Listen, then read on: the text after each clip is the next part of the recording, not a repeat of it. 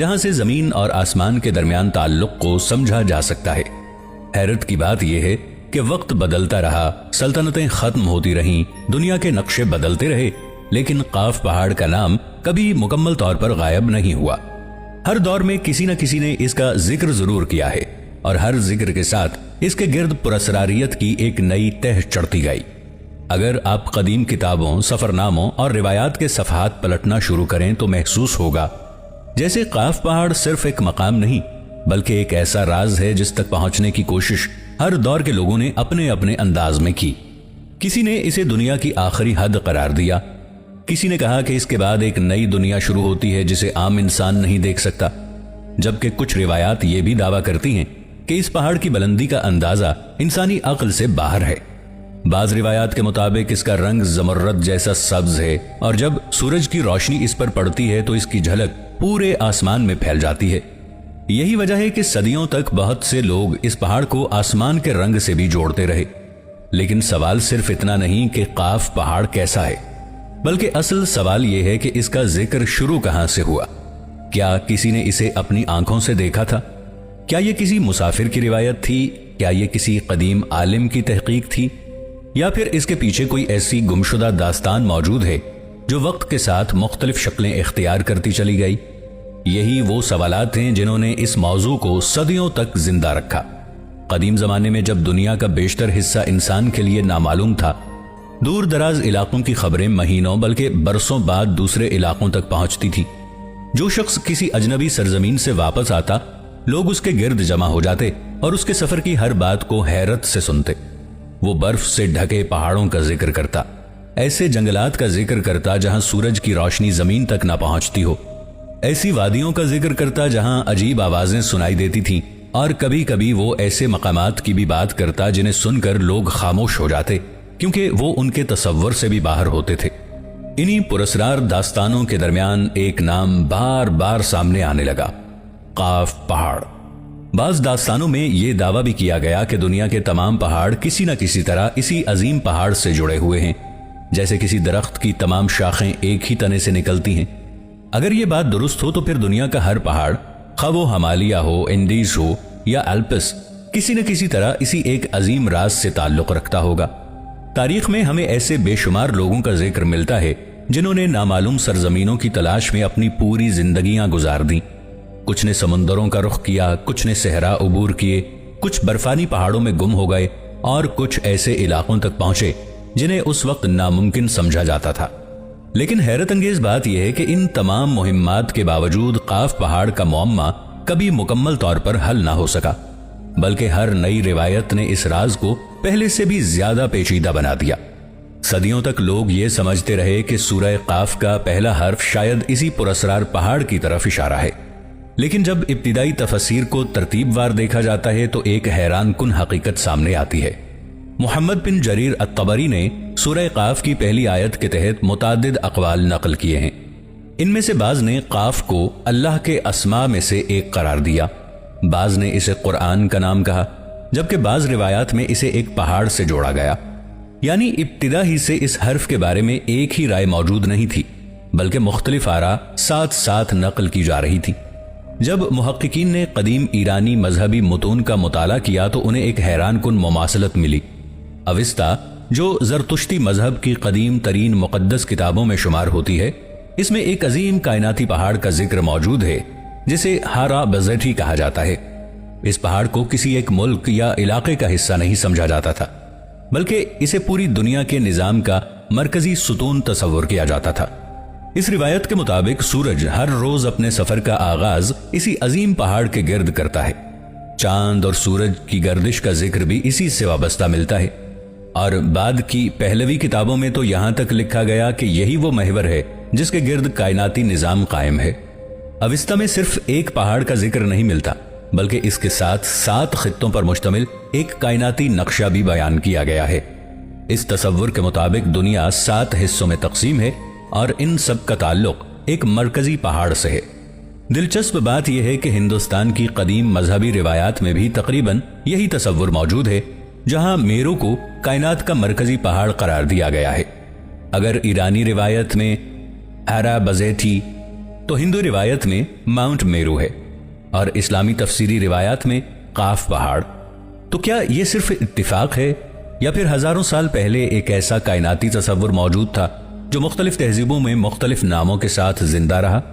मुअर्रिखीन जूं वो कदीम मखतूतात का तकाबुली मुताला करते गए, उन्हें मालूम हुआ कि सिर्फ पहाड़ ही नहीं बल्कि इसके साथ जुड़ी दूसरी अलामात भी एक ही जैसी हैं।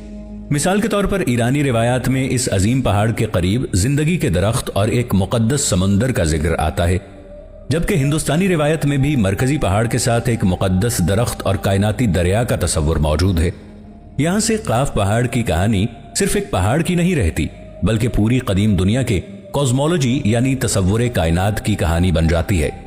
12वीं सदी में फारसी के अजीम सूफी शायर फरीदुद्दीन अत्तार निशापुरी ने अपनी मशहूर मसनवी मंतिकुत तैर यानी the conference of the birds लिखी। इस दास्तान में दुनिया भर के परिंदे अपने बादशाह सीमुर्ग की तलाश में निकलते हैं, लेकिन हैरानकुन बात यह है कि अत्तार के मुताबिक सीमुर्ग किसी आम पहाड़ पर नहीं रहता बल्कि काफ पहाड़ की चोटी पर उसका मस्कन है। अब यह कोई ऐसा पहाड़ नहीं जिसे नक्शे पर तलाश किया जाए, बल्कि ये एक रूहानी सरहद बन जाता है। अत्तार के नजदीक काफ पहाड़ तक पहुंचना दरअसल अपने नफ्स, खौफ, लालच और गुरूर पर काबू पाने के सफर की अलामत है। इसीलिए परिंदों को 7 वादियों से गुजरना पड़ता है। हर वादी एक आजमाइश है और हर आजमाइश के बाद बहुत से परिंदे रास्ता छोड़ देते हैं। आखिरकार हजारों में से सिर्फ 30 परिंदे मंजिल तक पहुंचते हैं, लेकिन जब वो काफ पहाड़ की चोटी पर पहुंचकर सीमुर्ग को देखना चाहते हैं तो उनके सामने कोई देवकामत परिंदा जाहिर नहीं होता। उनके सामने सिर्फ उनकी अपनी ही हकीकत आती है। फारसी जबान में सी का मतलब 30 और मुर्ग का मतलब परिंदा है, यानी सी मुर्ग 30 परिंदे। अत्तार ने इसी लफ्जी मुनासबत को अपनी पूरी दास्तान का सबसे बड़ा राज बना दिया। अगर काफ पहाड़ की इतनी तफसीली रिवायात सदियों से मौजूद थीं तो क्या मुसलमानों के सुनहरी दौर के अजीम जोग्राफिया दानों, मल्लाहों और सयाहों ने कभी इसे तलाश करने की कोशिश नहीं की? आखिर इब्ने बतूता ने तकरीबन 75,000 मील का सफर किया। अल मुक़द्दसी ने इस्लामी दुनिया के शहरों की तफसील लिखी। अल इदरीसी ने दुनिया के उस दौर के सबसे दुरुस्त नक्शों में से एक को तैयार किया, और बाद में यूरोपी मुहिमजोओं ने भी जमीन के तकरीबन हर बर्रे आजम का सफर किया। लेकिन हैरत अंगेज तौर पर उनमें से किसी ने भी अपनी सफरी याददाश्तों में यह नहीं लिखा कि उसने काफ पहाड़ को अपनी आंखों से देखा। ये खामोशी खुद एक मुअम्मा बन जाती है। बाज सूफी मतून में बयान किया गया है कि सालिक जब काफ पहाड़ की तरफ अपने बातिनी सफर पर निकलता है तो उसकी रहनुमाई खिज़र अलैहिस्सलाम करते हैं, और इसी सफर में आबे हयात का जिक्र भी आता है। यहां पहली मर्तबा काफ पहाड़, खिज़र अलैहिस्सलाम और आबे हयात तीनों ही एक रूहानी बयानिए का हिस्सा बन जाते हैं। यही वजह है कि बाद के फारसी अदब में इन तीनों का जिक्र अक्सर एक साथ मिलता है। कदीम अरबी और फारसी अदब में सिर्फ काफ पहाड़ ही मशहूर नहीं था, बल्कि इसके साथ 2 पुरस्रार शहरों का जिक्र भी बार बार सामने आता है, जाबुल क़ा और जाबुल सा। जाबुल क़ा दुनिया की इंतहाई मशरकी सरहद पर वाक़ है, बिल्कुल वहां जहां सूरज तुलू होता है, जबकि जाबुल सा दुनिया की इंतहाई मगरबी सरहद पर बताया जाता है जहां सूरज गुरूब होता है। इसलिए इन दोनों को अक्सर दुनिया के 2 आखिरी शहर कहा जाता था। हर शहर 12,000 फरसंग लंबा और इतना ही चौड़ा है। हर शहर के 12,000 दरवाजे हैं और हर दरवाजे पर मुहाफिज मुकर्रर हैं।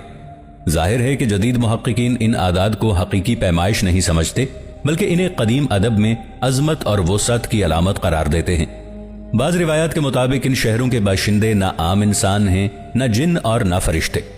उन्हें ऐसी मखलूक के तौर पर बयान किया गया है जो मुसलसल खुदा की इबादत करती है, गुनाह से महफूज है और एक खास इलाही निजाम के तहत जिंदगी गुजारती है। यही वजह है कि बाद के सूफी मुसन्निफीन ने इन शहरों को मादी दुनिया की बजाय एक रूहानी आलम से जोड़ना शुरू कर दिया। 12वीं सदी के फलसफी शहाबुद्दीन सोहरवर्दी ने पहली मर्तबा इन मकामात को एक ही रूहानी निजाम का हिस्सा बनाकर पेश किया। उसके मुताबिक जाबुल क़ा, जाबुल सा और हुरक़लिया किसी जोग्राफियाई नक्शे के शहर नहीं, बल्कि आलमे मिसाल यानी इमेजिनल वर्ल्ड के मकामात थे। यानी ऐसी दुनिया जहां रूहानी मुशाहिदात वक़ू पजीर होते हैं, लेकिन जिसे मादी आंख से नहीं देखा जा सकता। अगर काफ पहाड़ वाकई दुनिया के किनारे पर मौजूद था तो फिर ज़ुल्क़रनैन जब मशरिक और मगरिब के आखिरी किनारों तक पहुंचे, क्या वो काफ पहाड़ के करीब भी पहुंचे थे? दिलचस्प बात यह है कि कुरान मजीद में ज़ुल्क़रनैन के सफर का जिक्र मौजूद है, لیکن قاف پہاڑ کا کوئی ذکر نہیں۔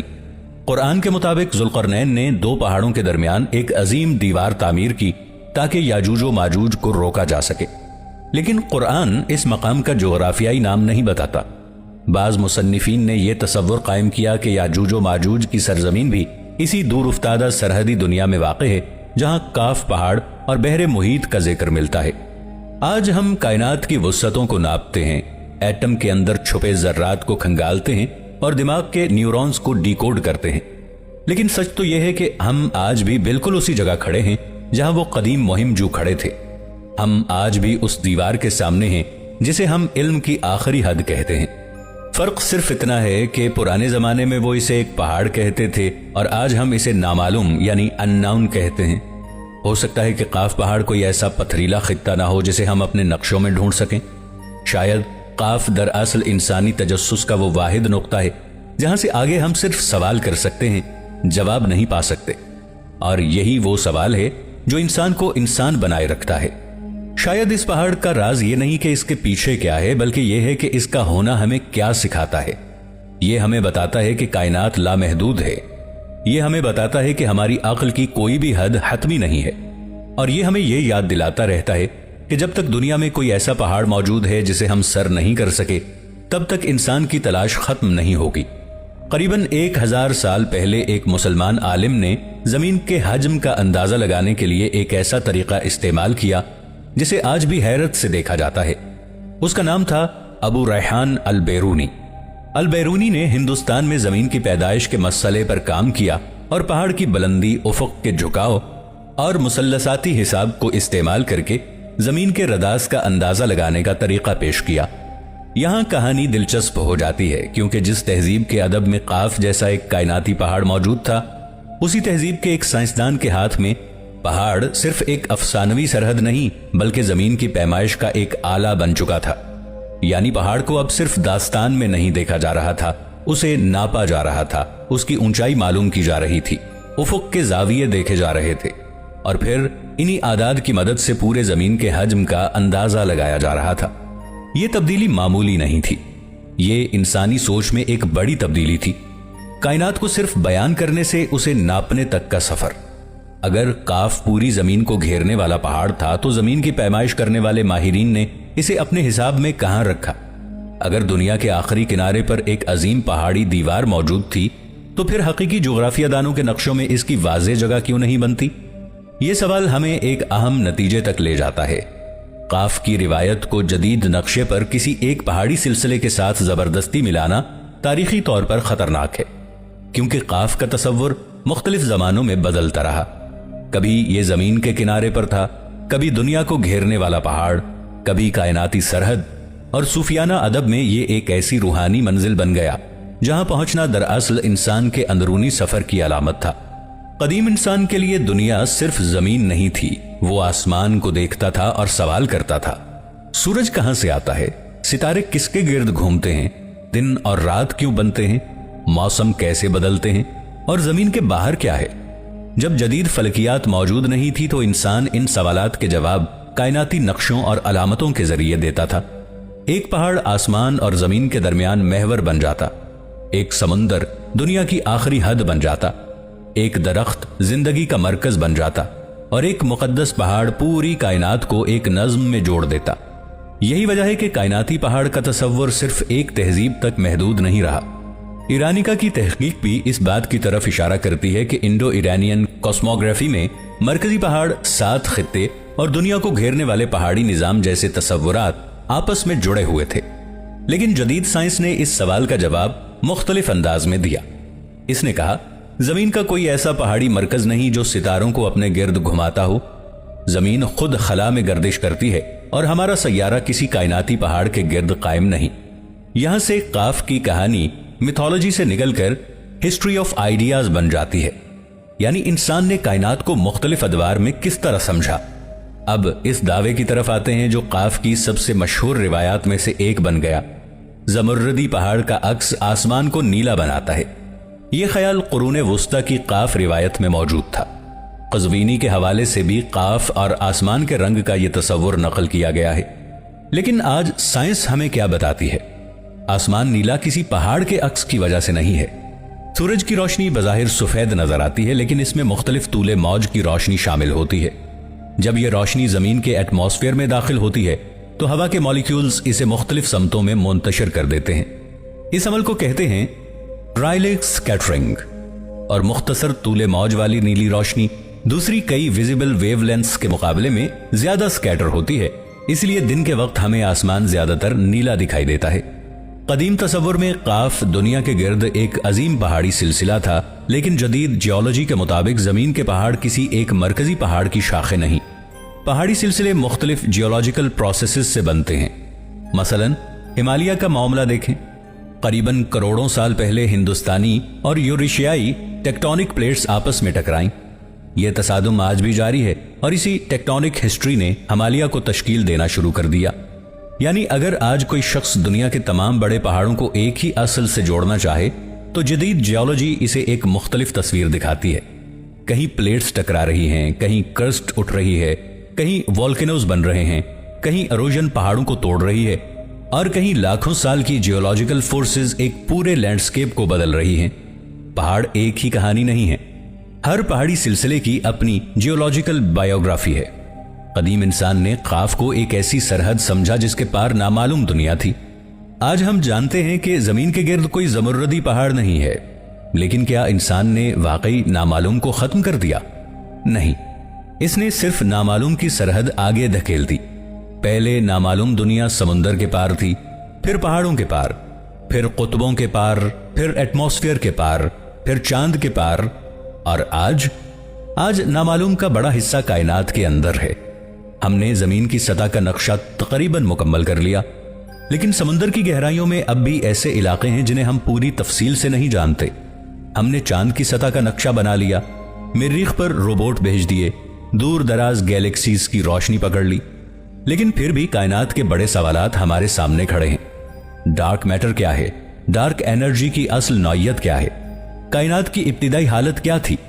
और ऑब्जर्वेबल यूनिवर्स के बाहर क्या है? यही वजह है कि काफ की कहानी को सिर्फ एक कदीम पहाड़ की दास्तान समझना शायद इसके सकाफती असर को कम कर देता है, क्योंकि काफ एक तसव्वुर भी बन चुका है। वो मकाम जहां मालूम दुनिया खत्म होती है और नामालूम शुरू होता है। अगर हम सैटेलाइट से पूरी जमीन को देखें तो हमें कोई ऐसा पहाड़ नजर नहीं आता जो पूरी दुनिया के गिर्द दीवार की तरह खड़ा हो। अगर हम जियोलॉजी को देखें तो ऐसी कोई एक माउंटेन चेन नहीं मिलती जिससे दुनिया के तमाम पहाड़ निकलते हों। अगर हम एटमॉस्फेरिक साइंस को देखें तो आसमान का नीला रंग किसी ज़मुर्रदी पहाड़ के रिफ्लेक्शन से नहीं, बल्कि रोशनी की स्कैटरिंग से समझ आता है। क्या काफ वाकई कोई पहाड़ था, या हम सदियों से एक ऐसी रिवायत को पहाड़ समझते आए हैं जो दरअसल कदीम इंसान के तसव्वुर कायनात का हिस्सा थी? और अगर काफ हकीकी पहाड़ नहीं था तो फिर यह तसव्वुर मुसलमानों की इल्मी तारीख में इतनी दूर तक कैसे पहुंचा? इस सवाल का जवाब हासिल करने के लिए हमें एक बार फिर पीछे जाना होगा, लेकिन इस मर्तबा अफसानों में नहीं, तारीख में। कुरान मजीद में काफ वाकई सूरह काफ की पहली आयत में आता है, काफ वल कुरआनिल मजीद। लेकिन कुरान इस मकाम पर यह नहीं कहता कि काफ से मुराद जमीन के गिर्द मौजूद कोई पहाड़ है। यह बात बहुत अहम है, क्योंकि बाद की तफसीरी किताबों में काफ के कई मफाहिम नकल हुए। किसी ने इसे हुरूफ मुक़त्तआत में शुमार किया, किसी ने इसके माना अल्लाह ही के इल्म में करार दिए, और बाज़ रिवायात में इसे एक अजीम पहाड़ से जोड़ा गया। यानी काफ पहाड़ का तसव्वुर कुरान की एक वाज़ेह जोग्राफियाई तालीम नहीं, बल्कि तफसीरी और कॉस्मोलॉजिकल रिवायात का हिस्सा बनकर सामने आता है। आज हम लफ्ज़ काफ सुनते हैं तो बाज़ लोग इसे फौरन कफकाज के पहाड़ों से जोड़ देते हैं। क्या वाकई दोनों एक ही हैं? जवाब इतना सादा नहीं। कदीम ईरानी और फारसी रिवायत में शिमाल की तरफ मौजूद कफकाज का पहाड़ी इलाका एक दूर, दुश्वार और नामालूम सरजमीन की हैसियत रखता था, और जब किसी तहजीब के नक्शे की सरहद किसी दुश्वार गुजार पहाड़ी सिलसिले पर खत्म हो जाए तो इसके पार की दुनिया जल्द ही असरार का हिस्सा बन सकती है। जब इंसान किसी जगह के बारे में कुछ नहीं जानता तो उसके पास दो रास्ते होते हैं, या तो वो कहे मुझे मालूम नहीं, या फिर वो उस नामालूम जगह को एक कहानी दे दे। कदीम जमाने में कफकाज, शिमाली समंदर, वसी एशिया, कुतबी इलाकों और दूर दराज पहाड़ी खित्तों के बारे में मालूमात बहुत महदूद थीं। चुनाचे इन इलाकों के गिर्द अजीब मखलूकात, पुरअसरार ज़मीनों, اور نامعلوم دنیاؤں کی داستانیں پیدا ہونا کوئی غیر معمولی بات نہیں تھی، اور قاف بھی اسی انسانی عمل کی ایک شاندار مثال ہو سکتا ہے۔ جیسے جیسے جغرافیہ بہتر ہوتا گیا، دنیا چھوٹی ہوتی گئی۔ ایک زمانے میں سمندر کے پار صرف اندھیرا تھا، پھر ملا وہاں پہنچنے لگے۔ پہاڑ کبھی دنیا کی آخری سرحد تھے، پھر مسافر ان کے پار نکل گئے۔ صحرا نامعلوم تھے، پھر قافلے انہیں عبور کرنے لگے، اور آہستہ آہستہ انسان کے نقشے پر سفید جگہیں کم ہونے لگیں۔ یہی وجہ ہے کہ قاف کی ایک لٹرل جغرافیائی تعبیر کے لیے مسئلہ بڑھتا گیا، کیونکہ اگر زمین کے گرد ایک عظیم پہاڑی حلقہ واقعی موجود ہوتا تو دنیا کے بڑھتے ہوئے جغرافیائی علم کے ساتھ اس کی کوئی قابل مشاہدہ جگہ سامنے آنی چاہیے تھی، لیکن ایسا نہیں ہوا۔ اور پھر جدید دور آیا۔ تصور کریں، ایک قدیم مسافر رات کے اندھیرے میں کسی بلند پہاڑ کے سامنے کھڑا ہے۔ اس کے پاس سیٹلائٹ نہیں ہے، جی پی ایس نہیں، نقشہ مکمل نہیں، اسے معلوم نہیں کہ اس پہاڑ کے پار کیا ہے۔ وہ آسمان کی طرف دیکھتا ہے، ستارے خاموش ہیں، پہاڑ اس کے سامنے کھڑا ہے، اور اس کے ذہن میں ایک سوال پیدا ہوتا ہے، دنیا یہاں ختم ہوتی ہے یا اس کے بعد بھی کچھ ہے؟ 1000 سال گزر جاتے ہیں، انسان سیٹلائٹ بنا لیتا ہے، زمین کا نقشہ مکمل کر لیتا ہے، مریخ تک پہنچ جاتا ہے، دور کہکشاؤں کی روشنی کو دیکھ لیتا ہے۔ لیکن پھر ایک رات ایک جدید سائنسدان اپنے کمپیوٹر سکرین پر کائنات کی تصویر دیکھتا ہے، اور شاید اس کے ذہن میں بھی وہی سوالات پیدا ہوتے ہیں، اس کے آگے کیا ہے؟ یہی قاف ہے۔ کوئی لازماً زمرد کا پہاڑ نہیں، کوئی ایسا مقام نہیں جسے آج ہم گوگل میپس پر تلاش کر سکیں، بلکہ قاف اس سرحد کا نام بن گیا ہے جہاں انسان کا معلوم علم ختم ہوتا ہے اور نامعلوم شروع ہوتا ہے۔ اور شاید اسی لیے یہ نام صدیوں تک زندہ رہا، کیونکہ انسان بدل گیا، اس کے نقشے بدل گئے، اس کی سائنس بدل گئی، اس کے کائنات کا تصور بدل گیا، لیکن ایک چیز نہیں بدلی، نامعلوم کو جاننے کی خواہش۔ اور شاید قاف کا آخری راز یہی ہے۔ قاف کی صدیوں پرانی روایت ہمیں ایک اور حقیقت تک لے جاتی ہے۔ تاریخ صرف وہ نہیں جو پتھروں میں محفوظ ہو، بلکہ وہ بھی ہے جو نسلوں کے ذہنوں میں زندہ رہے۔ ممکن ہے قاف ایک حقیقی پہاڑ نہ ہو، مگر اس کے گرد بننے والی روایات نے فارسی ادب، اسلامی جغرافیے اور صوفیانہ فکر پر گہرا اثر چھوڑا۔